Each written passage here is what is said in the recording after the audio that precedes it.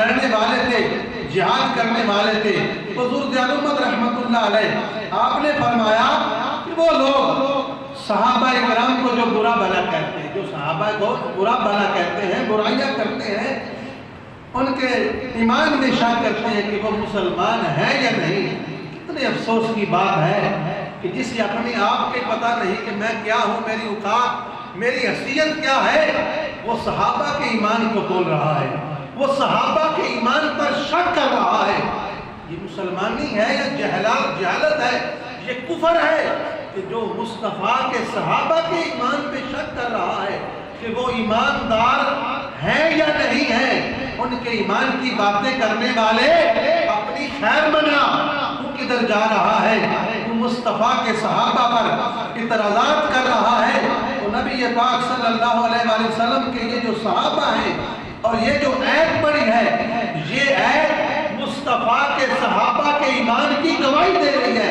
حضور ذیانت نے لکھا کہ یہ عید نص قطعی ہے اور واضح طور پر بتا رہی ہے وہ صحابہ جو ایمان لانے سے قبل جنگوں میں رہتے تھے، لڑتے تھے، فتنوں فسادوں میں تھے، جب انہوں نے کلمہ پڑھ لیا، ان کی جنگ جو ہے دشمنیاں محبت اور الفت میں اللہ کا قرآن گواہی دے رہا ہے وہ بدل گئی، ان کی لڑائیاں فتنے فساد ختم ہو گئے۔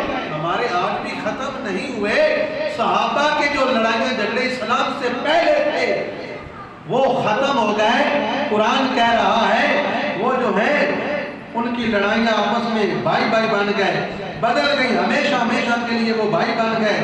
یہ معلوم ہوا کہ جو لوگ سرکار مدینہ صلی اللہ علیہ وسلم کے صحابہ پر نازیبہ اور غلط جملے بولتے ہیں، قرآن ان کی تمام قیاس آرائیوں کو مسترد کرتا ہے، قرآن ان کو جھنجھوڑ رہا ہے، اے ظالموں تم جھوٹے ہو، قرآن اللہ کی کتاب یہ پاک کتاب ہے اور اس میں شک کرنے والا کافر ہو جاتا ہے۔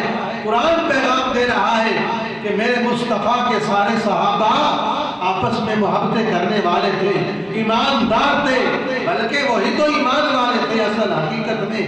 ہم کیا ہیں وہ برادران اسلام، اس لیے ہمیں اپنے گریبان میں جھانکنا ہوگا۔ اور قرآن جو ہے قیامت تک اعلان کرتا ہے وہ لڑنے والے نہیں تھے بلکہ آپس میں محبتیں کرنے والے تھے، آپس میں پیار کرنے والے تھے۔